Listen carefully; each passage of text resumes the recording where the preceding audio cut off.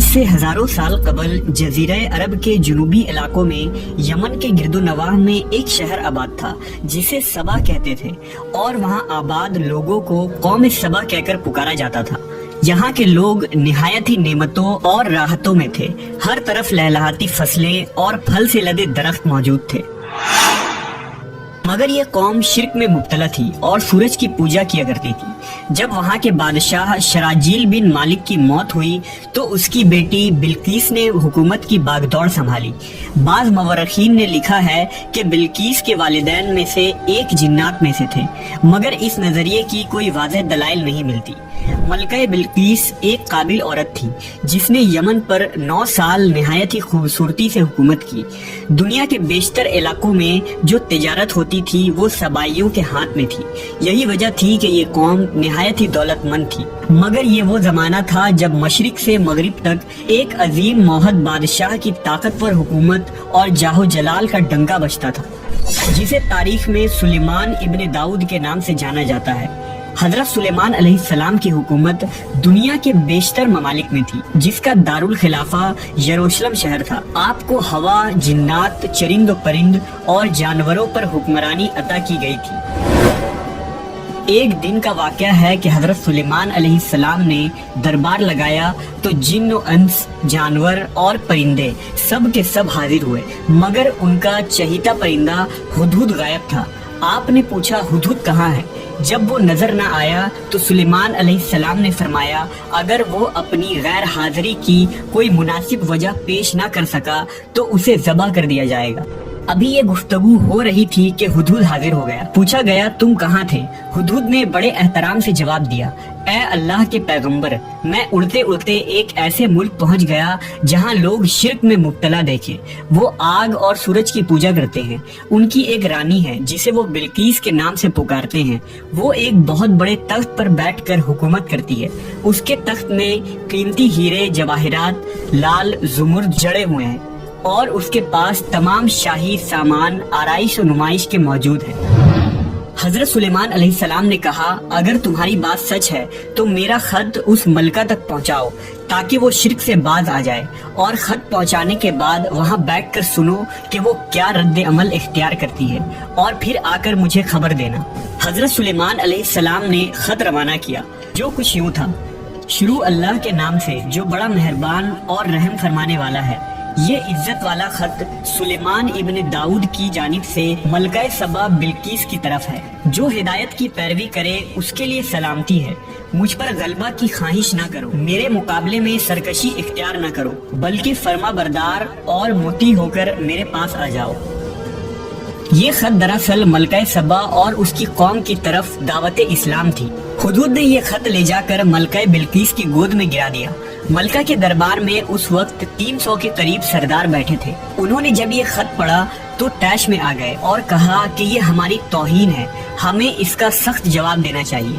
مگر ملکہ بہت سمجھدار تھی، اس نے انہیں سمجھایا کہ خط سے پتہ چل رہا ہے کہ یہ کوئی عام شخص نہیں، خدا کا کوئی پیغمبر ہے، لہذا ہمیں حکمت سے کام لینا چاہیے۔ اس نے کہا کہ میں حضرت سلیمان علیہ السلام کی طرف ایک تحفہ بھیجتی ہوں، اگر انہوں نے قبول کر لیا تو وہ بادشاہ ہے، میں اس سے جنگ کروں گی، لیکن اگر انہوں نے تحفہ قبول نہ کیا تو میں اس کی پیروی کروں گی کیونکہ وہ نبی ہے۔ ہدہد یہ ساری گفتگو سن رہا تھا۔ اس نے آ کر حضرت سلیمان علیہ السلام کو ساری بات بتا دی۔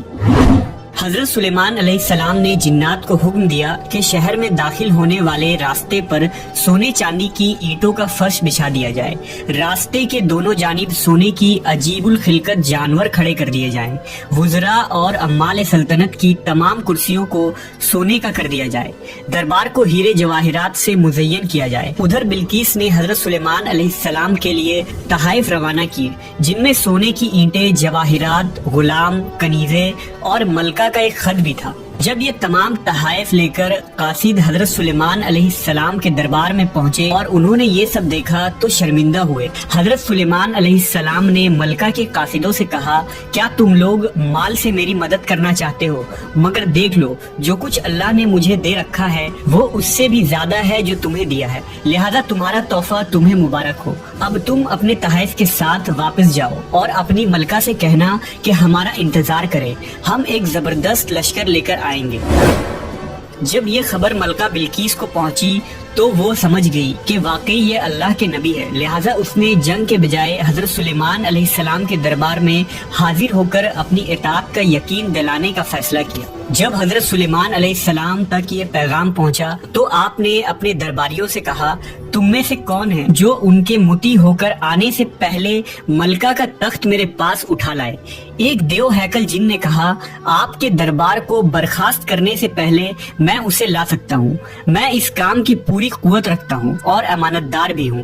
پھر ایک اور شخص جس کے پاس کتاب کا علم تھا، اس نے کہا، میں یہ تخت آپ کو آپ کے پلک جھپکنے سے قبل ہی لا دوں گا۔ پھر حضرت سلیمان علیہ السلام نے اس تخت کو اپنے پاس رکھا ہوا دیکھا تو پکار اٹھے، یہ میرے پروردگار کا فضل ہے تاکہ وہ مجھے آزمائے کہ میں شکر کرتا ہوں یا ناشکری، اور جو شکر کرتا ہے تو اس کا شکر اس کے اپنے ہی لیے مفید ہے، اور اگر کوئی ناشکری کرے تو میرا پروردگار بے نیاز ہے اور اپنی ذات میں بزرگ برتر ہے۔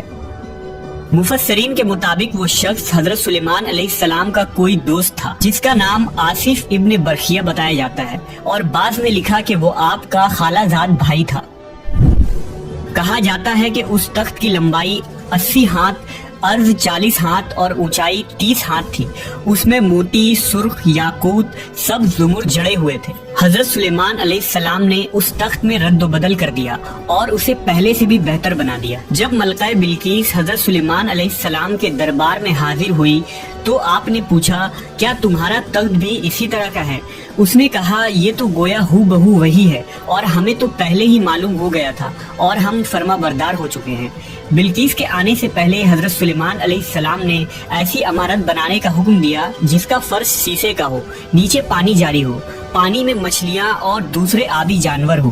حضرت سلیمان علیہ السلام اس عمارت میں اپنے شاہی تخت پر جلوہ افروز تھے، اور شیشے کے نیچے سے پانی اپنی پوری آب و تاب سے بہہ رہا تھا، جبکہ اس کے اوپر شیشہ نظر نہیں آتا تھا۔